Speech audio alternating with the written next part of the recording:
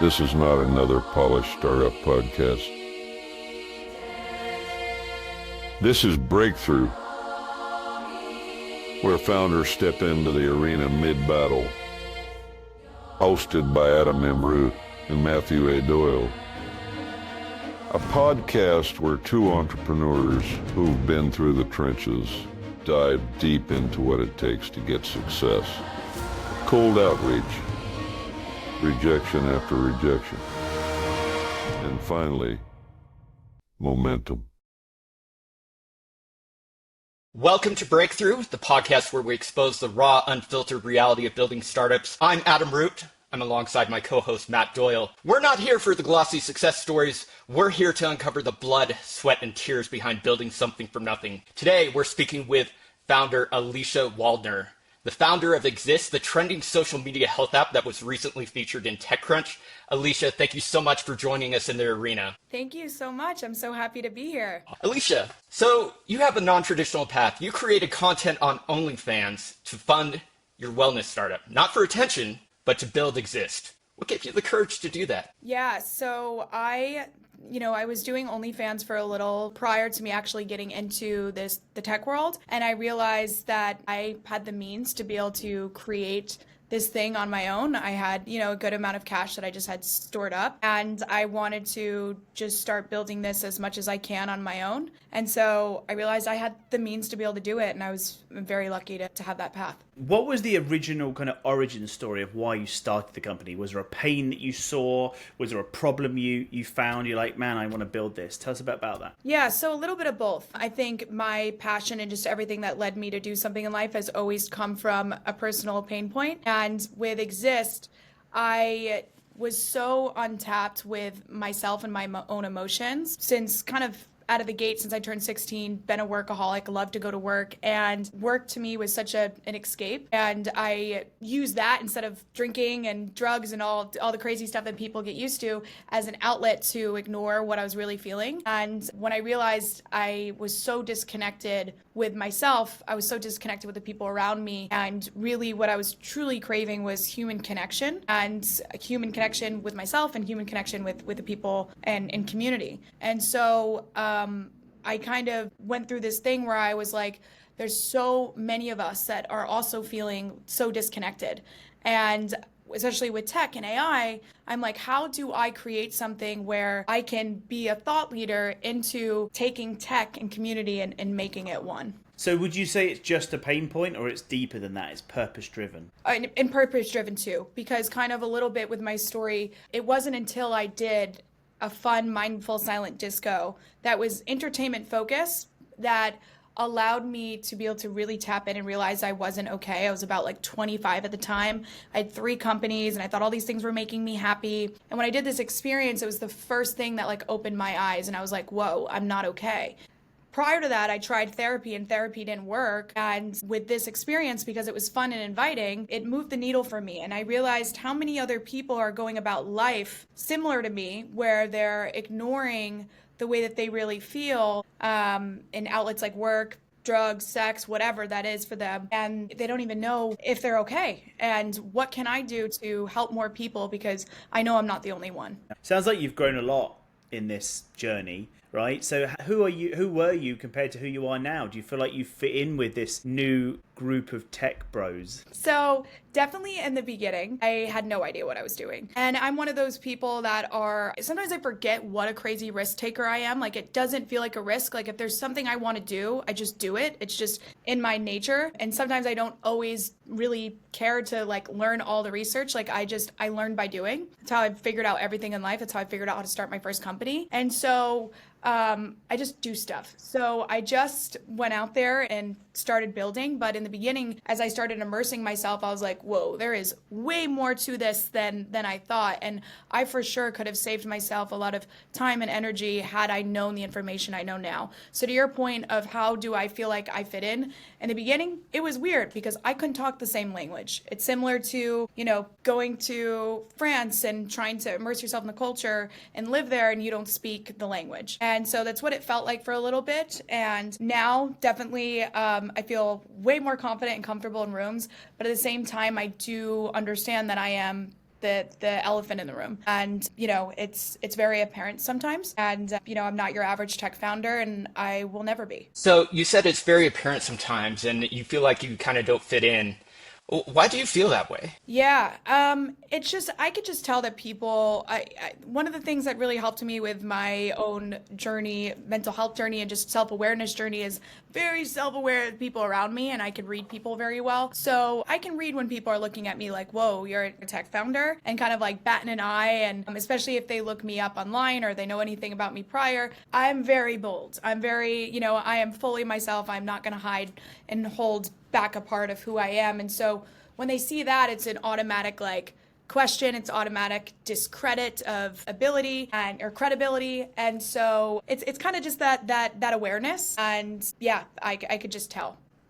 Well, I can tell you from getting to know you that I think you are a brilliant tech founder. I've played with Exist and I think it's amazing. And I love your confidence and just the empowerment that you have with that. And so I want to dive into that a little bit more. You used your image and this autonomy that you have to self-fund the company. Not many founders can say they did that.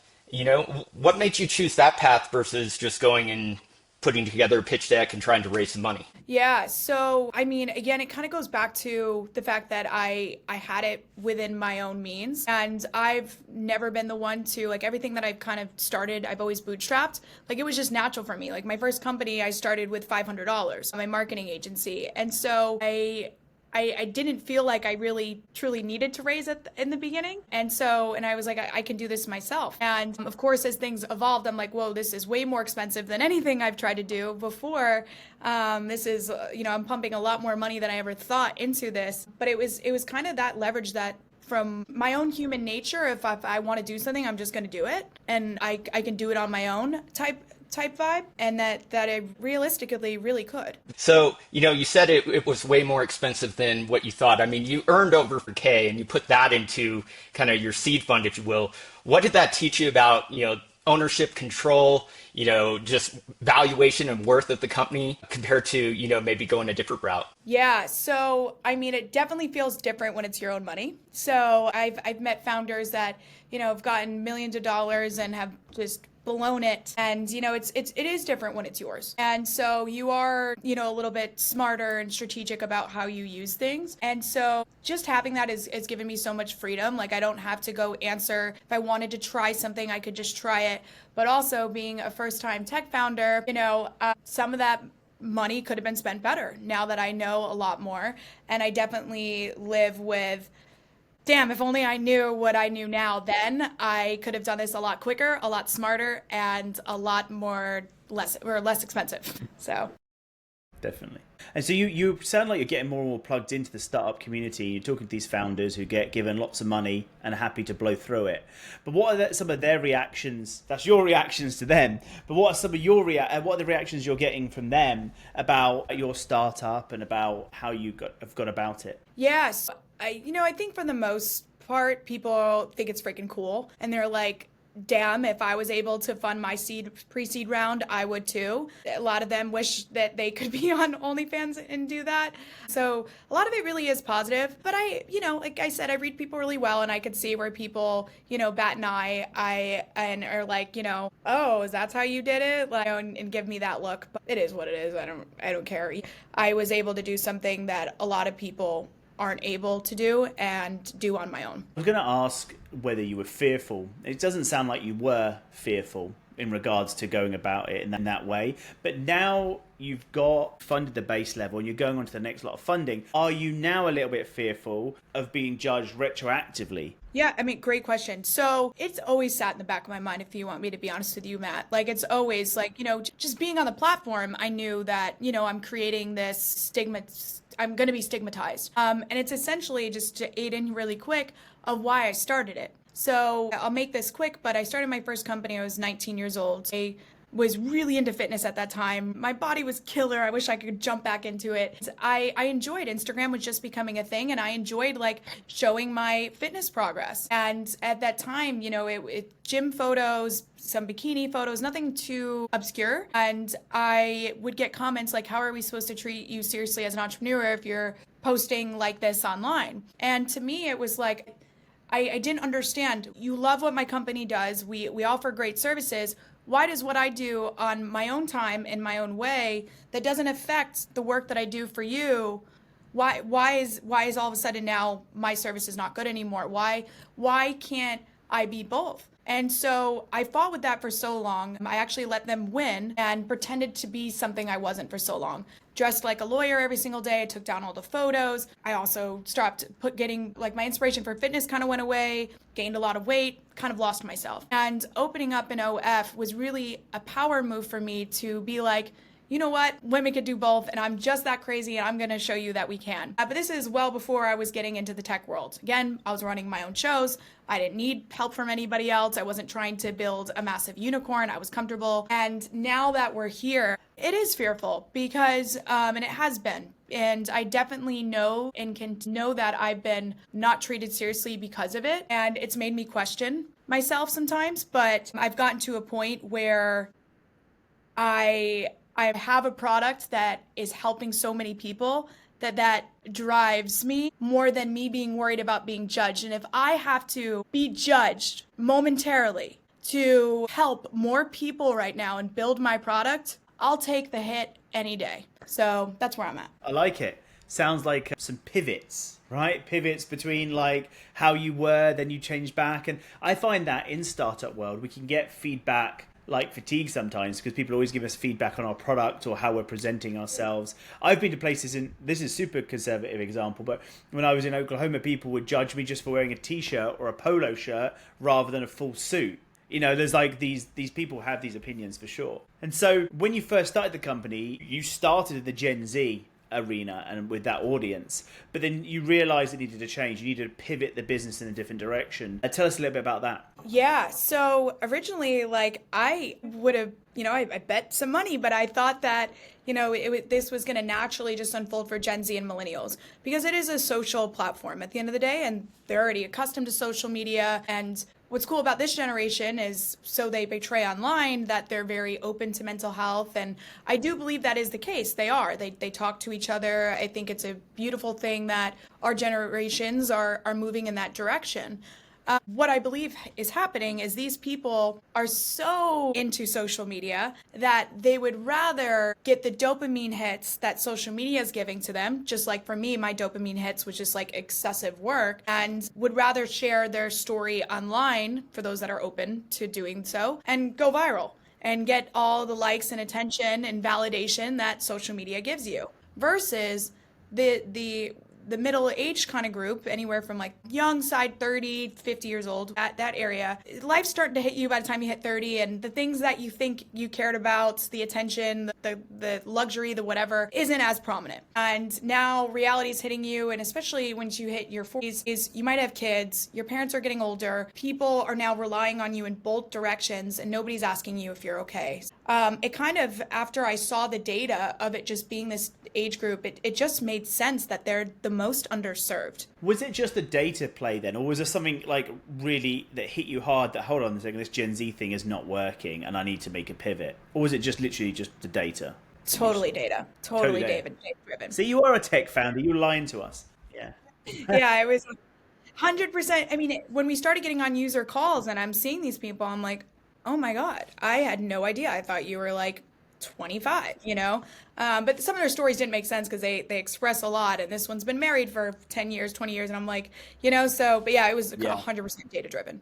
So do you think that like this generation, I guess it's, 30 to late 40s, do you think they've been missed by other tech founders, or have they been overlooked by other companies who are going after millennials or Gen Z? It is interesting because there's a lot of other people doing something similar to us, just in a different way, not really social journaling, but just creating mental health apps, whether it's meditation apps, whether it's, just emotional check-ins. There's a lot of interesting stuff that's coming out, but a lot of them are geared towards the younger generation. And there isn't anything that's hyper-focused for adults. And I have looked a little bit, obviously, into the data of Calm, and I know Calm does lean towards the older generation, so I feel like they've done a great job in aiding into that.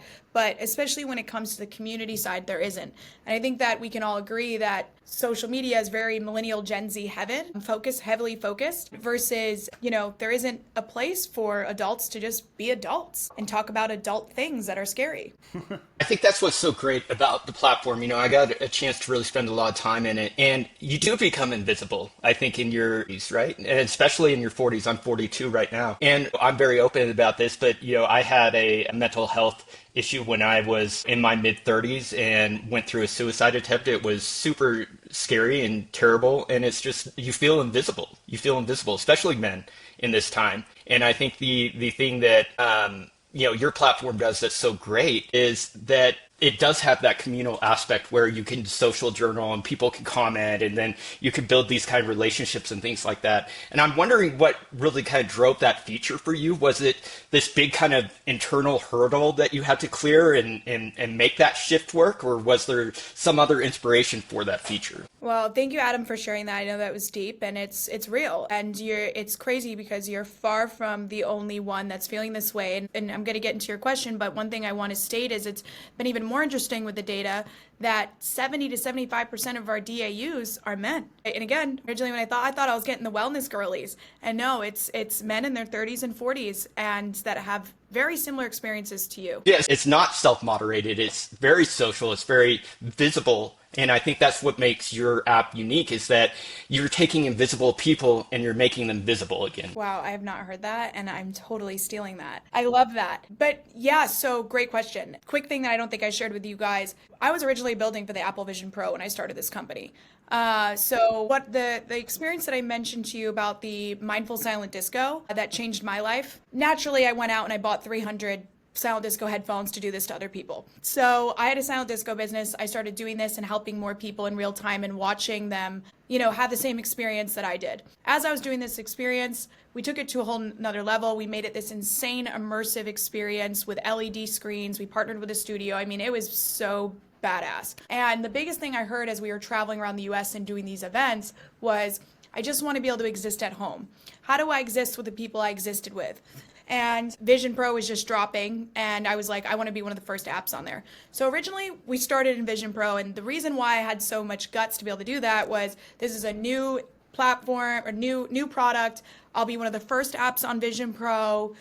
This is going to be innovative. We're going to be set up for success for the long term. We're going to make it. And then when Apple Vision started dropping and I realized, holy crap, this ain't it, I had to figure out, how am I going to make a 2D app? So where that goes into your question, that's what a lot of my mess ups were in the beginning, because I was trying to figure out, what am I building now and how am I going to be different than the other apps out there? And how do I create this amazing experience that I had in person that we're no longer building in the sensory experience that we thought into a 2D experience.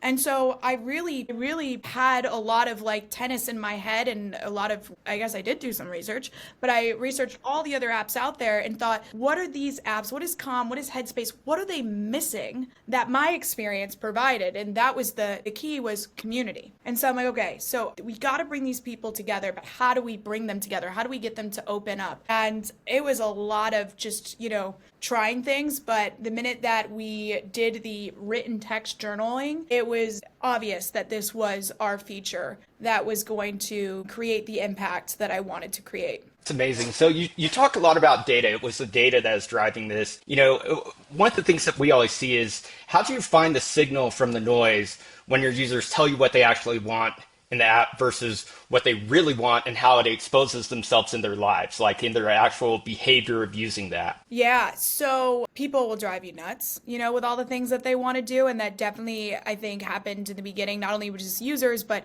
other tech people in the industry giving me ideas. And honestly, I had to block all of that out, and I just looked at data. I looked at the other apps out there, and I followed my intuition. And because I had this experience myself, and I constantly related this back to me and the psychology of the other people that I've served in my in-person experiences, what truly did move the needle for them, and what could move the needle for them in this 2D experience. And really, they just want to say the shit that they've been scared to say, and they don't know how to say it. So I hyper focused on, how do I create something that will do that for them. So honestly, I would put my intuition number 1, data number 2, and then really putting myself in their own shoes number 3. That's awesome. And I think, you talk about intuition, you talked about, how do you make people say this stuff that they really are afraid to say, and you built Exist around these kind of reflection prompts. I'm curious to know what's one of the reflection prompts that really stopped you in your tracks.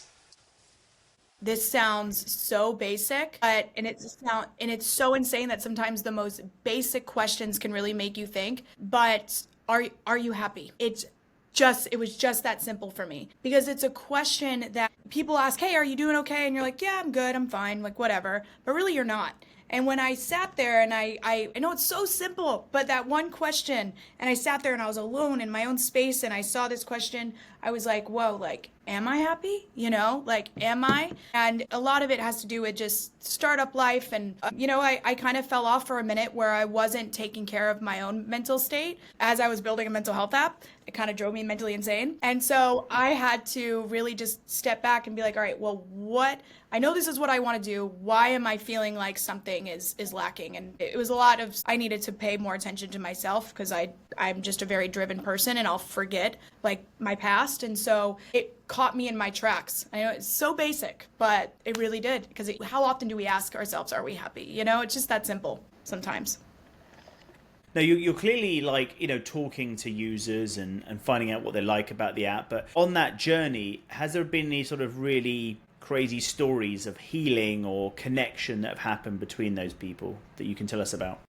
Yeah. And this is the thing that drives me like no other when it comes to like the battles that I personally have to fight with this company is our users and the impact we've already created. I can get emotional sometimes in talking about these, but one of them, this guy in his 40s, he actually video journaled. So we have 2 different sides to the app where you can text journal, you can video journal. And he put a video on there, and he's, always happy in giving, inspiration in the morning to people, and just never saw this side of him. And he came on and he was crying and said that the night before he felt suicidal after something that happened, and he got into his pool at 3 a.m. and was thinking the unimaginable. And one of the reasons why he didn't commit was because he remembered in that moment that other people are going through the same thing that he is, with the stories that he's read on Exist. And he realized that if these people can get through it, so can he. And it was seriously one of the reasons why he didn't commit that night. And this is all on video. And so it's like, you can't make this up.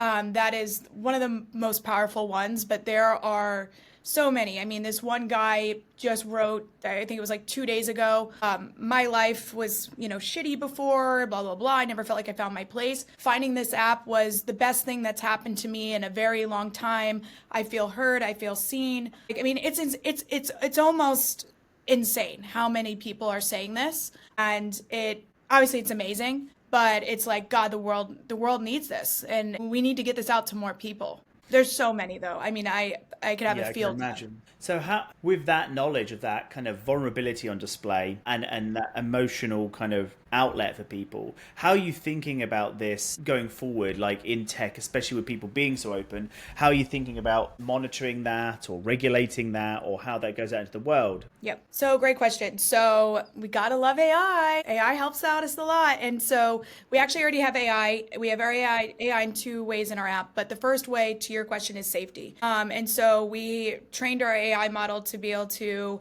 dictate a certain level, whether somebody's going to be personal harm to themselves or personal harm to somebody else, or if they're being a troll or anything like that. So we see that automatically at flags, and we handle it.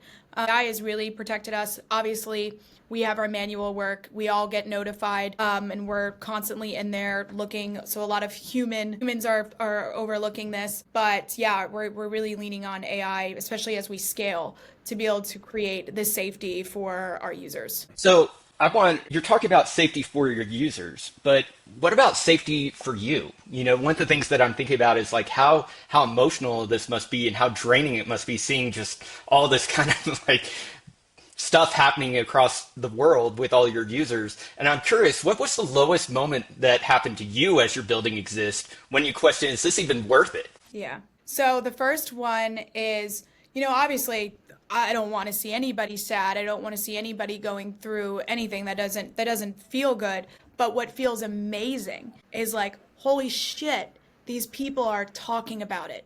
They're saying it. They're speaking it.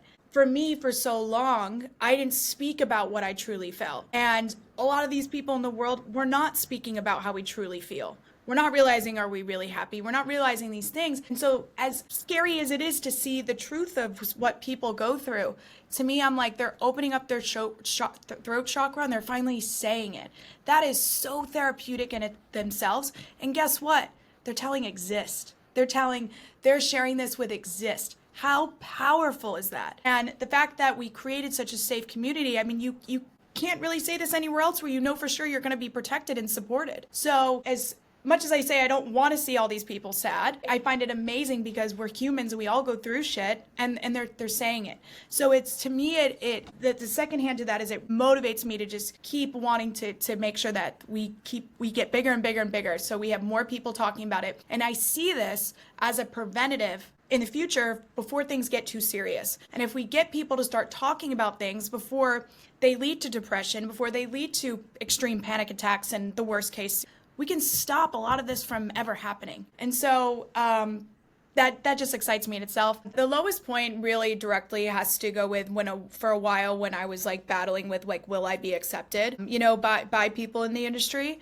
And after just, a few things that happened, I was like, I'm not going to be able to prove this mission. I'm not going to be able to be myself. And I'm going to have to like change who I am. And, it was a low moment because there's a few things that happened all themed at once. I remember just kind of breaking down and being like, yeah, like people aren't going to see any different. I'm not going to be able to prove this. And, it hurt like hell. And I was like, I don't know how I'm going to make it keep growing. And then I went back into the app and I started reading these stories and I'm like, I did this being myself. These people are here because I built this following my intuition. I built this knowing the world needs this. And I'm not going to let somebody stop me because they're trying to dictate how I should be in order for them to want to work with me or for them to feel that I'm credible. And my whole app is based on authenticity. And I'm not going to be authentic myself. I'm going to like hide it. That's not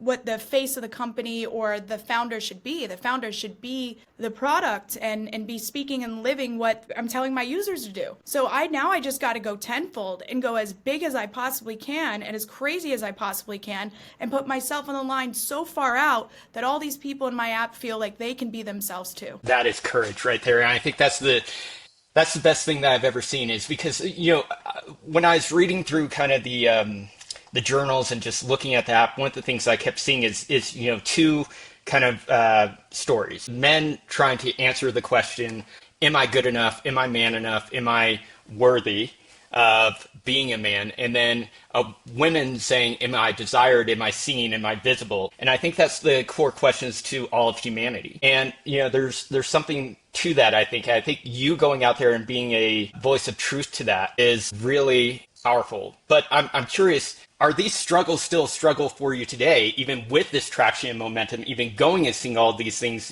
being on TechCrunch? Is it still a barrier that you have to force through today? Yeah, so of course there's always noise, there's always people that are going to see and see only what they want to see and believe only what they want to believe. But personally, no. I have really gotten to a place where I don't care what anyone else thinks. I know who I am, I know what I built, and I know that I'm impacting people. And the thing that I wanted to do, that I set out to do 2 years ago, I'm doing that thing. And our company is, and our community's growing. And to me, again, that noise I can give two shits about, because the thing and my mission and why I started this company and the product I wanted to build is doing the unimaginable, where these people are opening up and saying things they never even gave the time to think about themselves, and they're telling exist. And so that's all that I needed. And I think once I got that clarity that I have the product that I wanted to build and the world needs it, that noise, it's just fucking noise. Yeah, I think it really resonates with me about being authentic. Like I've done a lot of like startup coaching and stuff. I used to do some stuff for Virgin Startup for Richard Branson's companies, and we do this pitch and present where everyone would come in and they pitch their idea. And I said, what we're trying to get to here is not you pretending to be somebody else or you to pretend to sort of like be presentery. It's trying to find the best, becoming the best version of yourself and the best version of your story. And that comes from repetition and confidence, you know, and you have confidence when you know what you're trying to achieve. So with that in mind, what I want to ask is there anything you haven't said publicly that you think founders should know or hear about this journey or about your journey? Yeah, I mean, I don't know if there's anything that I haven't shared publicly because if you can't tell, I'm an open book. But yeah, I mean, the thing is, it's and to other founders, I mean, it's gonna get hard. It's gonna suck. You things are not gonna go the way you thought, and the only person that's gonna pick you back up every single day is yourself. And the thing that you have to learn is how do I persevere? How do I get up no matter what? And my perseverance was tested, and I've done this for 10 years. I've been an entrepreneur, and I realized, oh my God, this, you know, the people that really make it big, they went through a lot of stuff, and they just kept getting up every day. So you have to be so committed to just get the punches, and as fucked up as your face might look, you get back up the next day. And that's the biggest thing that I would say is you're gonna get hit. You just got to get back up. That's amazing. I say pretty much a similar thing, that entrepreneurship's a full contact sport. So do you think you've ever got to the point where you thought, this is going to work? Or do you think that never comes? Do you think that never really, that you know that it's definitely going to work out okay? Yeah, no, I know it's gonna work. When the community just started, you know, evolving, I mean, they're planning a meetup. We have users sending users gifts. I mean, when this started happening, on top of the stories that are being told and people are writing their journals saying they're so thankful for this app and all this stuff, I was like, you know, we already did, I think, the hardest thing that you could do, and that is be able to create a space where people feel like they can open up and that they're returning to every single day.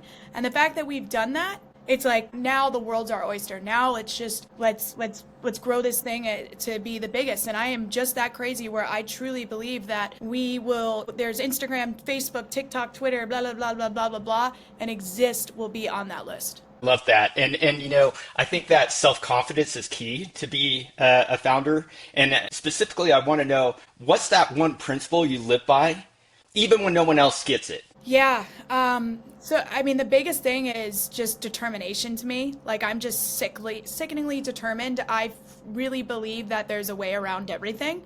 I can't tell you many times, if any time in my life, that I've set out to do something and I wasn't able to do it. And I don't mean that cocky. I just mean that sometimes people become so linear that they think that there's only one way, and I 500 ways. And it takes a lot for me, if ever, I don't think it's ever really happened where I didn't do something I wanted to do. So the one principle and thing that I live by is just stay insanely determined.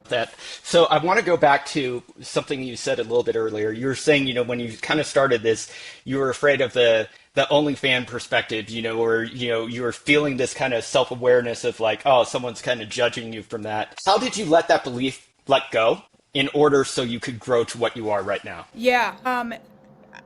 I hate to be a little repetitive, but a lot of it has to do with the community, and I started sharing my story more online and being way more bold online. And of course that comes with haters, but that also came with an extreme amount of people that think that sees that this story is so inspiring and sees me for who I am and what I built, and admiration, and not that necessarily that I need that, but there's people out there that get it and that see me for who I am and find it amazing that I took this $500,000 and instead of buying my dream home, I put it into, you know, a mental wellness startup to help the world. And that's really the reality of what it is. So, you know, it's always the fact that one person can see it, you know, there's somebody else out there, and now, you know, there's a good amount that see it, just like yourself, Adam, that keeps me going, you know. And, you know, if you have haters, then you're doing something right. I think so too. What's some advice you'd give to a solo founder like yourself who's wondering whether they should just keep going? You know, they could be down to their last few dollars in the bank account, but what's that thing that you think can help someone push through? I think every company, especially in startup phase, should always have what I call a $0 plan and figure out how are you going to make this company work with $0. There is, every business is different, so I can't say the solution, but the internet's an amazing tool for us where there's a lot of free access to be able to get more users or whatever the issue is. There's nothing that we can't do with the internet. You got to pay for Wi-Fi, but what can you do on a $0 plan? How can you make this work? And the minute that I even created that for myself, because there's been lots of scarcity ups and downs for me financially with the company, I realized oh my God, I can literally do this on my own with $0 if I ever had to. Yeah, that sounds like a really good operational thing to get in your head. But have you got a mantra or a sentence you repeat in your head that helps you get through those tough things? That's your operational brain thinking. Now where's your visionary brain? Keep fucking going. Keep wake up, keep going. Someone says something to you, boom, something doesn't go your way, a VC ignores you, keep going. And every success story you ever hear is people that have been rejected, people that, didn't have users right away or this, that, and they just kept going. And I really believe that if you just never stop, you will get there. I've seen it time and time with my life. I've done everything I've ever wanted to do. And it's all because I just didn't stop. So, and it's not because I'm the most brilliant. It's not because, I have a PhD. It's just because I'm insanely determined. And that's I believe that in anybody. Anybody can do what they want to do if they just never give up. So I can't say it enough. Yeah, I think that's a good sentence for mental health as well. Keep fucking going. So help me. I've got one question to help us wrap up. And this is help me finish this sentence, right? The future of wellness is connection, is human connection. That Alicia, thank you so much for showing us what it looks like to own your story, to be authentic, and to bet on yourself, building something sacred out of something stigmatized. That's the real breakthrough. Thank you so much. I enjoyed this. Thank you both, Adam and Matt. And I'm excited to see how it comes out.